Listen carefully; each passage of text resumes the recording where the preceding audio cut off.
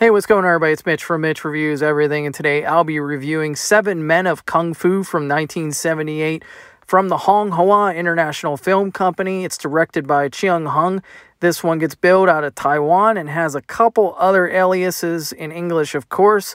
The first, 7 Knights, 8 Banners. The second, Greatest Duel of the Red Eagle. And finally, 7 Swordsmen and 8 Righteous Me. Alright, let's get into a brief plot summary. This one takes place 80 years into the Manchus takeover of the Ming Chinese.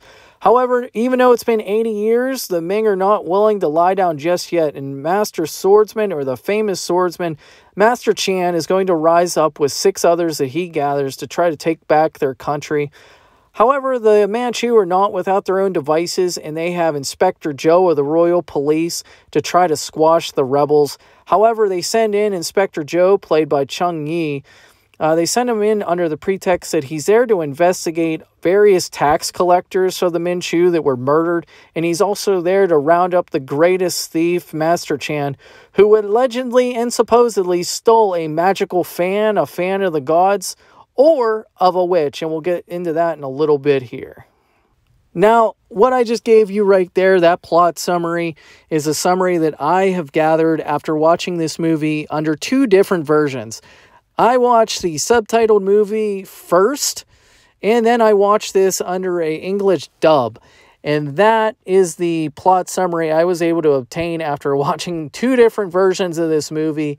And I will tell you right now, you absolutely want to watch the English dub of this if you're an English viewer instead of the subtitle. The subtitle leaves a lot out, and the English dub made a little bit more fluid sense, and you get a little bit more of the story, where the subtitle one kind of left a lot out, or a lot left, lost in translation.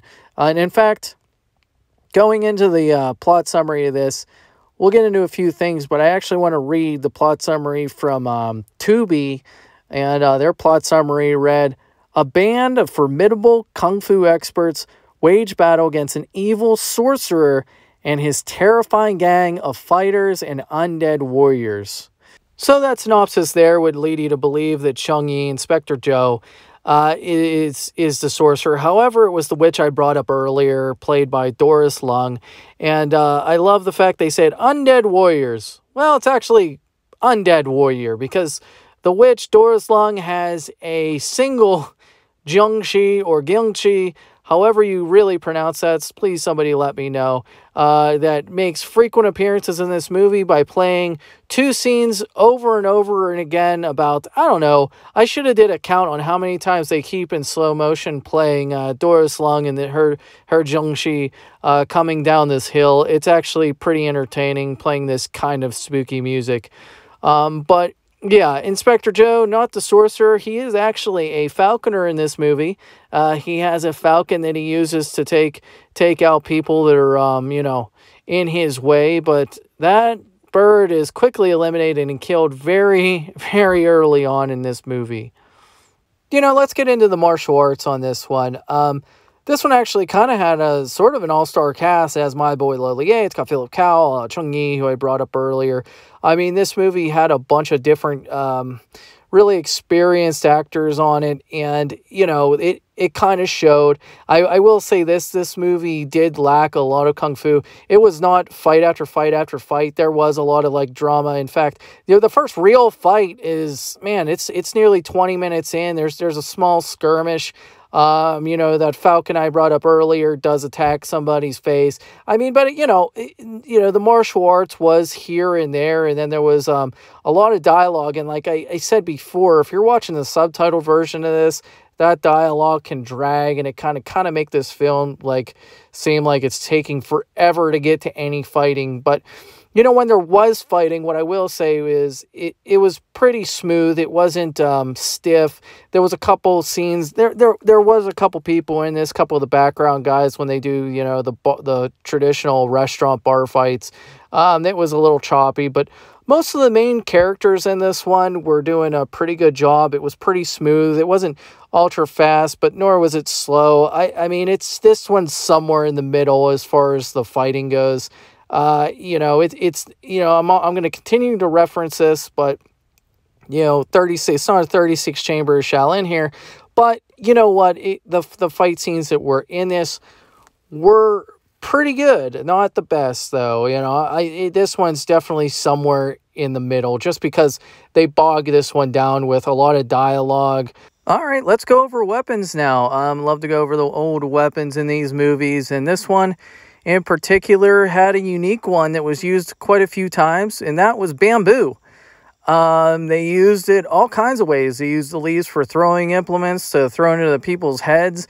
They used it as spears, bow staffs. One guy even uses a bamboo branch to take on a dude with a sword. So yeah, the bamboo in this one was pretty intense, I would say. And I can only imagine it's because the Manchu probably had a weapons restriction, so they were trying to keep it real in this movie by having the rebels, you know, use the bamboo instead of actual weaponry. So haven't seen a movie where bamboo was used so quite uniquely, and I actually really enjoyed it. It was great. The second thing I want to bring up with weapons is, oh man, Master Chan, the famous swordsman, yeah, he never uses the sword.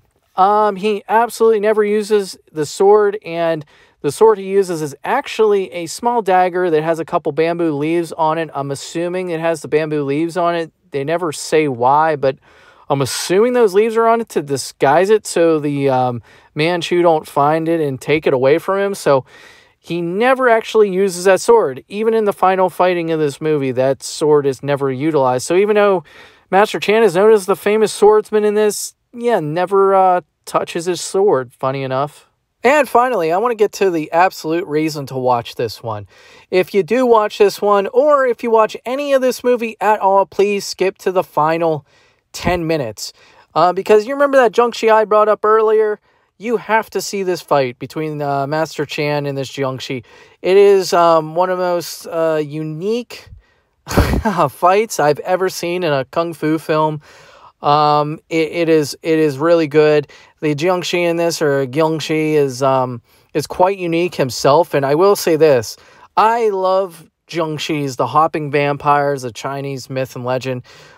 This one, for some reason, is the most terrifying Chang Yi I have ever seen on film.